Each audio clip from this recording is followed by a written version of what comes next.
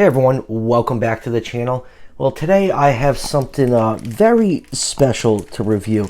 And this little bag right here is an original Battat Boston Museum of Science Edmontonia. Now this little figure came out way back in 1996. So I picked this guy up off of eBay. I paid not a super expensive price, but you know, probably like 3 or 4 times more what this actually cost when it came out. And the reason I got it was, one, I have no Edmontonia figures in my collection, and I wanted to, you know, fill in my, you know, Horseshoe Canyon, Dinosaur Park formation group shots. And there's another reason I wanted to get it. It's for a comparison of a review coming up on the channel in a few weeks. So that is a big market tease. I can't really say any more on that, but yeah, I used to have a bunch of Battat figures back when I was growing up. You know, I'm from the New England area, so I frequent the Boston Museum of Science quite often, and I did, you know, I think I had maybe at least a dozen of them. No clue where they are. I've been to my parents' house a few times lately. I can't find them. I don't know if my mom gave them away or threw them out, or if they're just buried somewhere and I just can't find them. So yeah, this is one of the ones I've been wanting to add in my collection. I actually never had the Edmontonia, so this is, like I said, another reason I wanted to pick it up. So yeah, pretty excited about this. It's still in the bag. This figure is over a quarter of a century old, and that is pretty damn impressive that this thing is still in its baggie. So after 26 years of sitting in this bag, let's finally free this poor little Edmontonia. It'll be the first time this thing's ever been out of the baggie. I'm just so excited. It feels so nice to hold one of these gem of a figures. You know, the Battat line is still regarded as one of the best dinosaur lines of all time. These figures seriously were ahead of their time when they first came out. You know, like I said, these were displayed right next to the Carnegie collection stuff, and I just gravitated them towards them more because they're a little bit more accurate looking and detailed. You know, it still has that 90s paint job. You know, we're kind of spoiled now in 2022 with all the great companies producing awesome dinosaur figures. But back then, pickings were really slim, and this thing is just absolutely gorgeous. I'm so happy to finally add this species to my collection. It just looks really great. Yeah, it's a little, you know, the paint job is, you know, pretty crude, but you know what? For back then, it worked. So let's throw this newly freed Edmontonia up on the turntable and start this review. And let's have a nice 360-degree view of this Edmontonia. Now there are 2 species of Edmontonia. Longiceps, which is from the Horseshoe Canyon formation, that is the younger species, and then the older species from the Dinosaur Park formation, Rugosidens. I think I said it right. So this particular model right here, Battat always listed what species it was, what taxon it was from, and this one represents Rugosidens. And you know, this is 1996, and no companies were like listing the exact species on their dinosaur figures unless it was a T-Rex. And to this day, not a lot of companies still do that. It just shows you how far ahead of their time Battat was with this. And you know, these figures were sculpted by the late great Dan LaRusso and Gregory Wenzel, I don't know, I probably messed that up, and they're still highly sought after. Seriously, go try to find how much that standard Diplodocus go for. It goes for hundreds and hundreds of dollars, and I had that figure in my hand so many times. It was so expensive, my parents never bought it. I like to bring it up once in a while what it's worth now, and yeah, my dad's like, yeah, I should have got it, you know, like the 10 times you asked for it. But anyways, I'm happy to finally add like a new original Battat to my collection. This figure is still beautiful. You know, we know a lot about Edmontonia. There's a lot of great specimens out there, and you know, Dan LaRusso did great research making these figures. So, you know, you have a very accurate model when you get your hands on one. And like I said, 26 years old, and these figures still hold up to this day. And now for some measurements, this figure is 7 inches long from the tip of the snout to the tip of the tail, and about 2 inches tall. So both species of Edmontonia are around 22 feet long. So I put this figure just under the 140 scale range. The Battat line was pretty much 140 scale, so this will fit nicely in if you collect 140 scale figures. And let's zoom in and take a look at some of the finer details on this figure, starting with the head. Like I said, it's kind of a crudely painted figure. You know, this is 1996 that we're talking about, especially the eyes, just yellow with that black pupil. kind of sloppy looking, but you know, we were lucky to get figures like this back then. Pickings were slim. We are truly spoiled right now. And now looking at the head, you can see all those osteoderms are nicely fused. A very well protected animal. You know, the formation it's from, it had to deal with Daspletosaurus, Gorgosaurus, and Albertosaurus, so definitely needed the protection.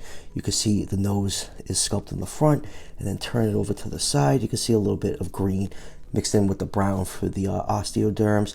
The mouth is slightly open. You got a little bit of pink paint in there. The whole underside and side of the figure is just done like this gray poupon, like mustard yellow. Going down to the hind legs, you got some osteoderms picked out in brown paint. The toe claws are picked out in black paint. And then turn the figure over. Let's zoom out a little bit.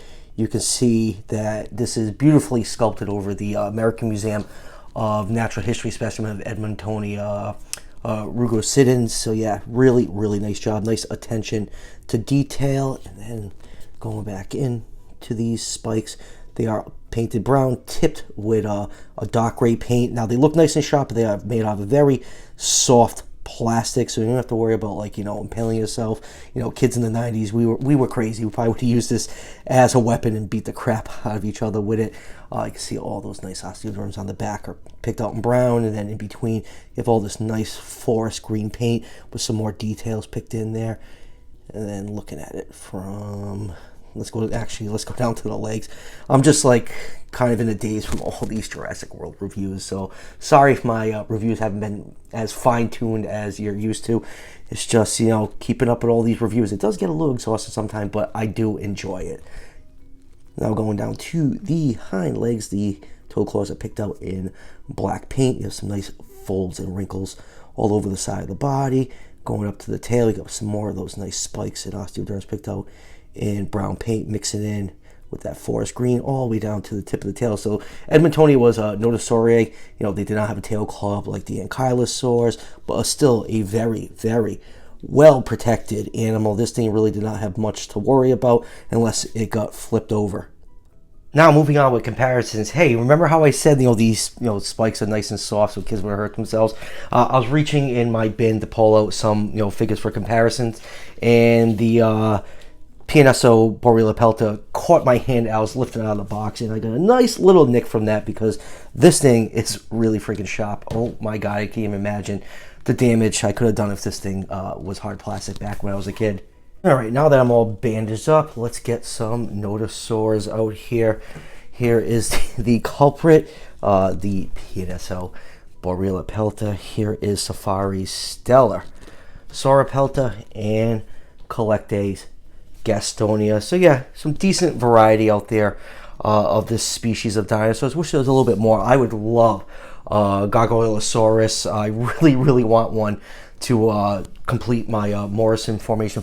Well, it's not complete, to make it a little bit more complete. And oh my god, do we need a freaking Camptosaurus figure? Someone really, really needs to also get on that.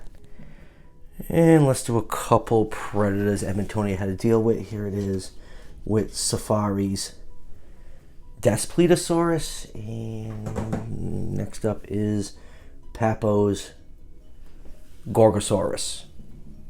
And of course I'll do a T-Rex, even though they never existed alongside each other. Here it is with Safari's Dino Dana Feather T-Rex. And let's do some Hadrosaur species that coexisted with it. Here it is with the amazing looking Collectes Edmontosaurus, and next up is PNSO's Parasaurolophus and their Lambeosaurus. I'm going to give Caroline a little break for this one. I've been pretty hard on the poor girl lately, but don't worry, she'll be making some appearances later on. Let's do a couple Ceratopsian species that lived alongside it. Here's PNSO's Styracosaurus and their Centrosaurus. And let's wrap this up with the most famous armored dinosaur of all time, Ankylosaurus. This is PNSO's version. So final thoughts on this Edmontonia. For a 26-year-old figure, it still holds up. There are barely any versions of this figure out there. You know, there's the old Tycho Dino Riders one, and I think Collecte has one. So there's really only 3 to pick from. I think this is the best out of the 3, and I'd love to see a modern rendition of this species. But right now, I'm very, very happy to add this to my collection. Like I said earlier, the Battat figures, especially the originals, you know, they did reissue some of them a few years ago at Target, and a couple other stores had them. They're on Amazon and stuff, but they didn't reissue everything. This is one of the ones that did not make the cut. So those that didn't make the reissue go for a decent amount on eBay. But once in a while, if you're looking around, you can find some for a good price. If you're still trying to add these to your collection, I wish you luck. So that will do it for the review. You know, as always, I keep saying, still got a bunch of Jurassic World stuff I have to get to. A few more Collecte things. P&S has been super, super, super quiet lately. I think I heard that their factory got shut down for the time being because, you know, freaking COVID and stuff. But hopefully they're back. So stay tuned for those reviews. And as always, if you're enjoying the content on this channel, show your support by hitting that subscription button just below the video. Each subscription helps out the channel tremendously, and it's greatly appreciated. And I'll see you guys for the next one.